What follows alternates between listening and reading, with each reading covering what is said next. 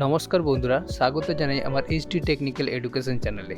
যদি আমার চ্যানেলে নতুন হয়ে থাকো তাহলে সাবস্ক্রাইব বাটনে ক্লিক করে পাশের অ্যারোতে ক্লিক করে অল সিলেক্ট করে রাখুন, যাতে আমাদের নোটিফিকেশান সবার আগে আপনার কাছে পৌঁছে যায়। নমস্কার বন্ধুরা, এইচটিএমএল এর ফার্স্ট ক্লাসে তোমাদেরকে স্বাগত জানাই। আজ থেকে তোমাদেরকে কিন্তু এইচটিএমএল এর টপিক নিয়ে চলে আসবো, এবং যারা এই বছর এইচএস দিচ্ছ এবং কম্পিউটার অ্যাপ্লিকেশন সাবজেক্টটি আছে তাদের জন্য তো এই ভিডিওটা খুবই উপকারী, কারণ তাদের সিলেবাস অনুযায়ী কিন্তু এইচটিএমএল ক্লাসটা আমি শুরু করব এবং পরপর কিন্তু প্লে লিস্টে আমি দিতে থাকবো। এবং আজকে কিন্তু কোর্স শুরু করব না, আজকে তোমাদেরকে এইচটিএমএল এর ডিটেলসটা বোঝাবো যে এইচটিএমএল দিয়ে আমরা অ্যাকচুয়ালি কী কাজে ব্যবহার করতে পারি।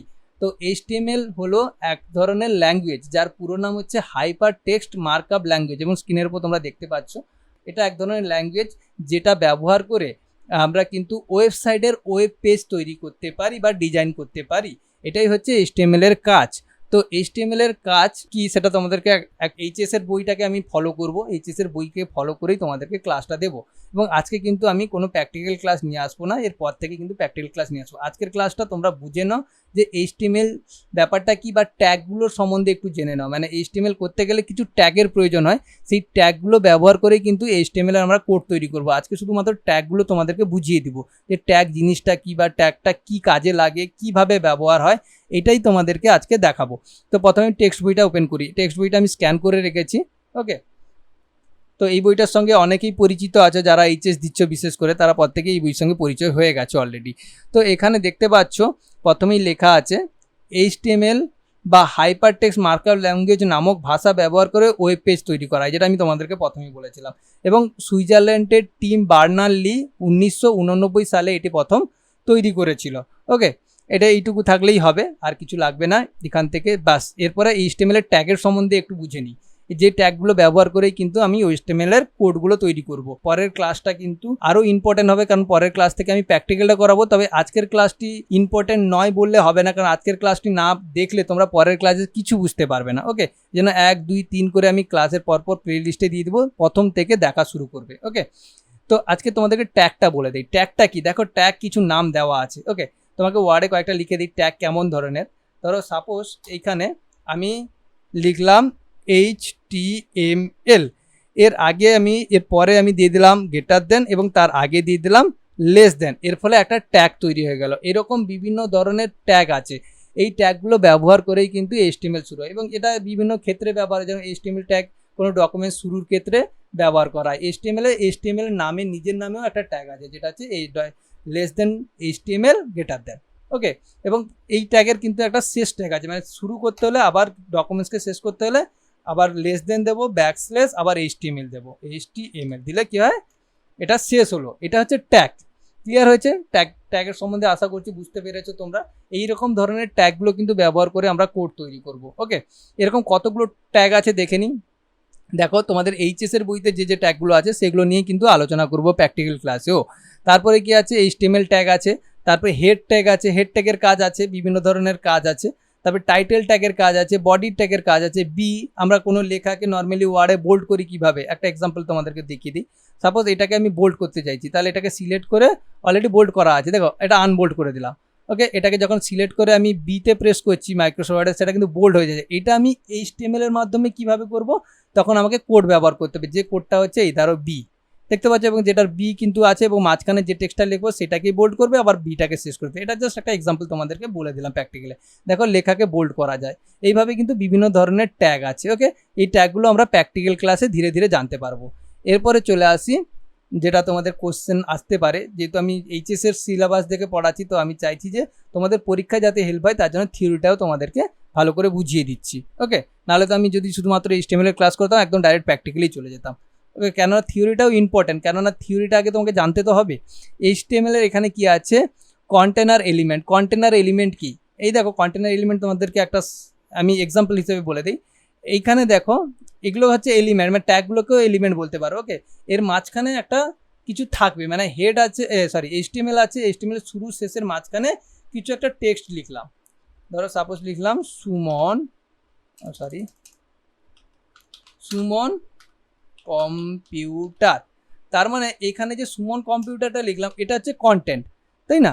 এই সুমন কম্পিউটারটা কন্টেন্ট, এবং যখন আমি সেটা HTML দিয়ে শুরু করলাম এবং HTML দিয়ে শেষ করলাম তখন এই পুরোটাকে বলা হয় কন্টেনার কন্টেন্ট। দেখো, তো আশা করছি বুঝতে পেরেছো। দেখো এখানে একটা এক্সাম্পল দিয়েছে, যেমন এই দেখো পি ট্যাগ দিয়েছে, পি ট্যাগ এবং পি ট্যাগ শেষ করেছে, তার মাঝখানে দিস ইজ এ কন্টেন্ট, এই পুরোটাকে বলা হচ্ছে কন্টেনার কন্টেন্ট। তো ক্লিয়ার হয়েছে, এটা সংক্ষেপে আমি তোমাদেরকে বলে দিলাম। এখান থেকে তোমরা টেক্সটটা পড়ে নেবে। ওকে, তোমাদেরকে আমি বুঝিয়ে দিচ্ছি, বা তোমরা একটু টেক্সট বইটা পড়ে নেবে। তারপর HTML এর কন্টেনার ট্যাগ। HTML এর কন্টেনার ট্যাগ কোনগুলো? ট্যাগ যেগুলো হচ্ছে যে কন্টেন্ট বাদ দিয়ে যেগুলো ব্যবহার হচ্ছে সেগুলো হচ্ছে ট্যাগ। মানে এই মুহূর্তে কন্টেন্টটাকে আমি তুলে দিলাম। ওকে, এইটা হচ্ছে ট্যাগ। এটা তোমাদেরকে HTML এর পরেই যেটা আমি তোমাদেরকে বোঝাচ্ছিলাম সেটা তোমাদের টেক্সট বইতে লেখা আছে যে ট্যাগ। ওকে, এইটা হচ্ছে কন্টেন্টের ট্যাগ। এই দেখো যেমন ট্যাগ আছে এস শেষ, বি শেষ, মানে বোল্ড করতে গেলে এতে এক ধরনের কোড আছে, বিতে এক ধরনের কোড আছে, ইউতে আন্ডারলাইনের কোড আছে, স্ল্যাশ আছে, আই ইটালিকের ক্ষেত্রে, পি প্যারাগ্রাফের ক্ষেত্রে, এভাবে বিভিন্ন ধরনের ট্যাগ ব্যবহার করি আমরা। ওকে, তারপরে এখানে কি দেওয়া আছে? HTML ডকুমেন্টের মাধ্যমে ওয়েব পেজ তৈরি করার পদ্ধতি। আচ্ছা, অ্যাকচুয়ালি আমরা যে HTMLটা কোথায় লিখ এটাই দেওয়া আছে।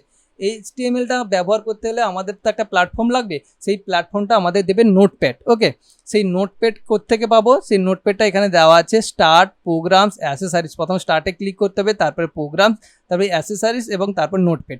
এটা কিন্তু বইতে যেটা দেওয়া আছে উইন্ডোজ 7 অপারেটিং সিস্টেম অনুযায়ী তোমাদেরকে দিয়েছে, কিন্তু আমার এখানে যে কম্পিউটারটা আছে দেখতে পাচ্ছ উইন্ডোজ 10 অপারেটিং সিস্টেম। এখানে কিন্তু এই প্রসেসে খোলা যাবে না। এখানে কিভাবে প্রসেসে খুলবো? এই যে টাইপ হেয়ার টু সার্চ আছে স্টার্টের পাশে, সেইখানে ক্লিক করব। ক্লিক করার পরে আমি টাইপ করব নোটপ্যাড। দেখো চলে এসেছে অলরেডি, দিয়ে সেটাই ক্লিক করব। এই নোটপ্যাডের মধ্যেই কিন্তু আমরা কোডটা লিখবো, এবং এই কোডের সঙ্গে আমরা কিন্তু যখন এই কোডটা লিখে সেভ করব সবসময়ের জন্য তার এক্সটেনশন কি দিয়ে সেভ করতে হবে। মানে এক্সটেনশন কি HTML এর এক্সটেনশন কি হচ্ছে .html। ওকে, HTML এর এক্সটেনশন কি .html। তো তোমাদেরকে আরেকবার সংক্ষেপে ক্লিয়ার করে দিই।